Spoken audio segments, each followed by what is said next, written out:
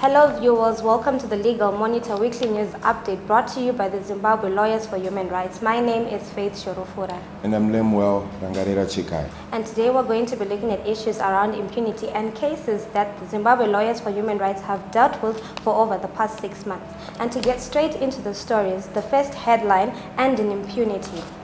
Actors with an appetite for taking the law into their own hands and violating human rights have been warned, we are coming after you. In the past years, Zimbabweans who had watched helplessly as state and non-state actors violated their human rights with impunity have come to count on Zimbabwe Lawyers for Human Rights to bring perpetrators to account. Zimbabwe Lawyers for Human Rights anti-impunity campaign has spared no one.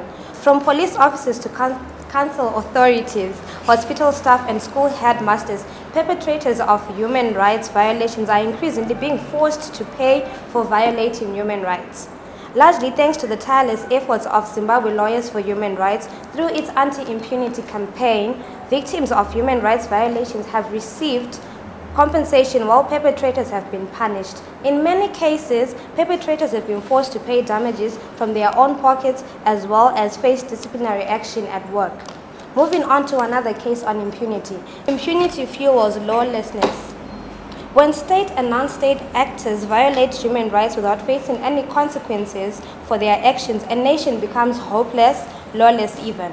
For citizens who strive to live within the confines of the law, the whole concept of the rule of law becomes meaningless when those mandated with protecting the law violate it with impunity. Impunity is a vicious cycle that Zimbabwe Lawyers for Human Rights, with support from its partners, is determined to end. It fuels lawlessness and the breakdown of the rule of law. The Constitution and international conventions that Zimbabwe is a party to have clear provisions on the rule of law and equality before the law as fundamental pillars of any functioning democracy. Section 3 of the Constitution lists respect for the rule of law as one of the country's founding values, meaning that no one, including state workers and institutions, is above the law. Section 56 of the Constitution states that all persons are equal before the law and have the right to equal protection and benefit of the law. Moving on. Orphans and children in the fishing town of Kariba have refused to allow their poor backgrounds stop them from forcing stubborn government officials to respect their rights to education and identity. While the Zimbabwean Constitution is clear on the rights of children, many orphans in the care of their grandparents or other guardians have been struggling to obtain birth certificates, thereby affecting their ability to attend school. Moving on to Bulawayo. Several Bulawayo Polytechnic students whose future had been shattered by overzealous implementation of a new mathematics policy are breathing a sigh of relief after following the intervention of Zimbabwe Lawyers for Human Rights. The 6 students had been barred from registering for the National Diploma final examination after years for study because they did not possess ordinary level mathematics pass. This was despite that an ordinary level mathematics pass was not a requirement when they enrolled for the course. Still on anti-impunity cases in Harare, Granny 6 damages. Her family name means the quiet one, but Lillian Chinyerere, a granny brutally assaulted by police in 2016, is refusing to be silenced. She is demanding $13,500 in compensation for the assault. High Court Judge Justice David Mangota in May 2017 presided over a pre-trial conference to determine the issues for trial in the lawsuit. The 63-year-old Chinyerere, a resident of Chitumbiza, endured beatings by armed riot police officers while sitting near the court entrance at Harare Magistrates Court on 26 August last year.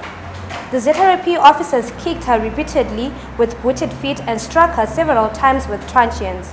According to summons in the High Court, Chinyerere, who suffers from high blood pressure and is diabetic, suffered the ignominy of a brutal assault on her aging body in full view of the public, and also suffered physical harm as well as harm to her dignity as she was humiliated in front of a full profile of people. Moving on to Mutare, schoolboy forces cop to pay.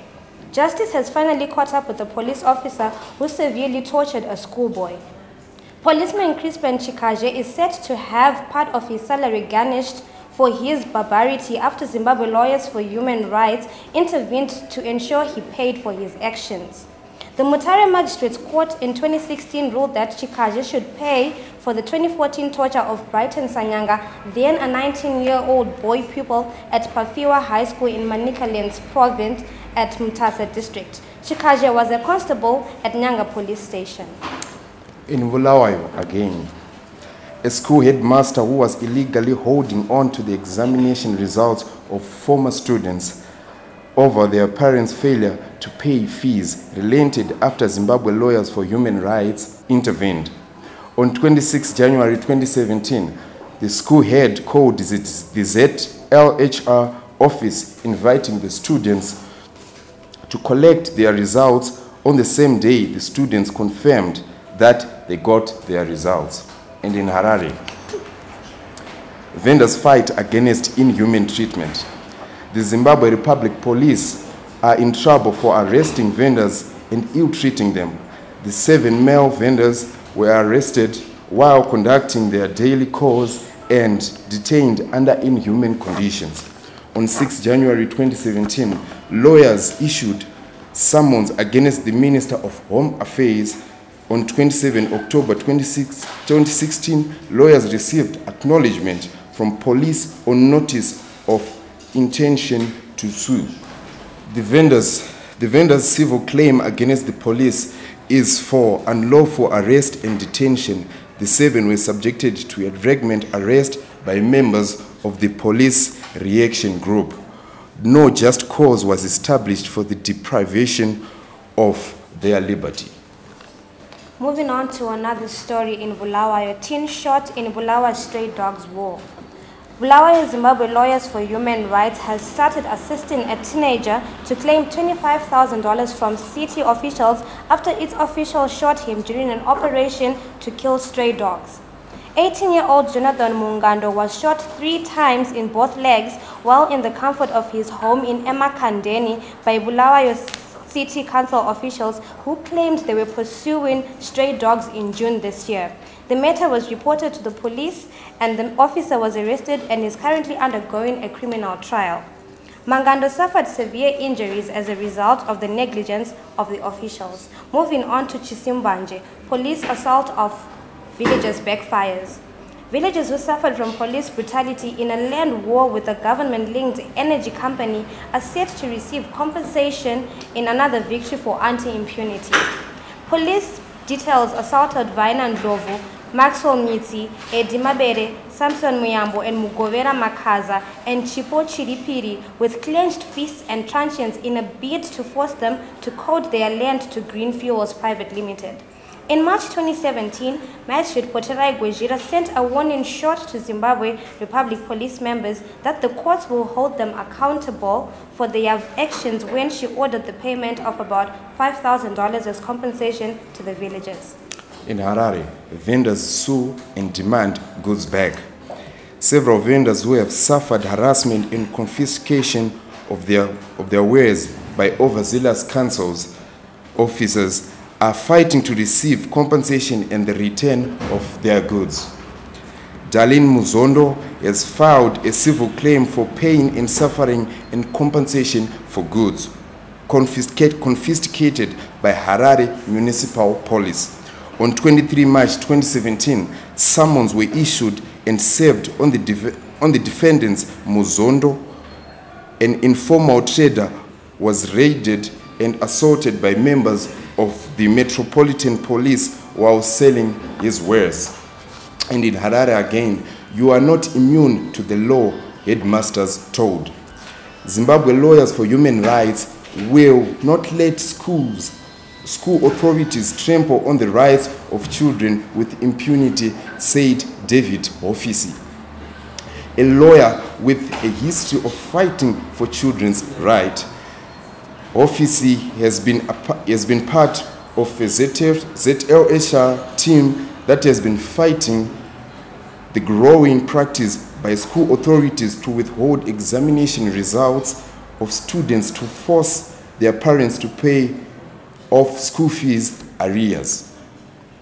Moving on to other cases dealt with by the Zimbabwe Lawyers for Human Rights, separated from son, jailed for boyfriend's crime. Cynthia Manjoro, a young mother who had to leave her infant child for an entire year as she languished in remand prison, is pursuing her tormentors. Her crime: she was alleged to be part of political activists accused of stoning a police officer to death in Harare's Glenview suburb. Manjoro is a human rights defender in her own right and is often on the forefront of campaigns for civil and political liberties. In this case, she was not even at the scene of the alleged crime. Yet the police still arrested and detained her before prosecutors denied her bail despite evidence that she was not involved in the alleged crime. Hospitals using new babies to extort. Irene Lovo, 24, a mother who delivered a baby at Pelandaba Clinic in 2015, had been failing to register her blessing as the institution withheld the birth record of the child until Zimbabwe Lawyers for Human Rights chipped in. As part of the efforts by Pelandaba Clinic to extort the outstanding user fees from her, the institution withheld the birth record of the child. This case was taken up to protect the right to an identity and national document as enshrined in sections 35 and 81 of the Constitution respectively. A letter of demand was written to the matron of Pelandaba Clinic on 1 November 2016 seeking the release of the birth record. The matron responded and advised that Irene can approach her office anytime to collect it, said Nomisilo Chanaiwa, the Zimbabwe Lawyers Human Rights lawyer who assisted Ndlovu. Moving on to the last case dealt by the Zimbabwe Lawyers for Human Rights, assaulted for trying to help man seeks recourse. In Epworth, Batanai Masunda, who was seeking help when he approached the police in Epworth on 23 January 2015. Instead, he was arrested and severely assaulted. He is now suing the police details and the Minister of Home Affairs to ensure that the perpetrators are held to account. Masunda was unlawfully arrested and assaulted on 23 January 2015 at Overspell Police Post in Epworth. He works at Overspell Clinic and tried to engage the police to assist in locating the relatives of a patient. In trying to persuade the police to assist, he was arrested and beaten all over the body with open hands, fists, booted feet, and truncheons, incurring serious injuries all over his body. And moving on to Hurungwe. Braving threats in Hurungwe. Engaging in human rights is tantamount to should also start paying lobola. For others, though this is just a demand by uninformed men with little understanding of women's rights, they are more interested in issues affecting their children and elderly and service provision in general. As Zimbabwe Lawyers for Human Rights found out recently, Morewa is a community that could do with more human rights literacy programs. At a mobile legal clinic held recently, issues ranged to parents bemoaning the banning of corporal punishment, domestic violence, child marriages, and the right to education. This was it from the Legal Monitor Weekly News Update brought to you by the Zimbabwe Lawyers for Human Rights. Please look forward to yet another edition next week. My name is Faith Shorofura.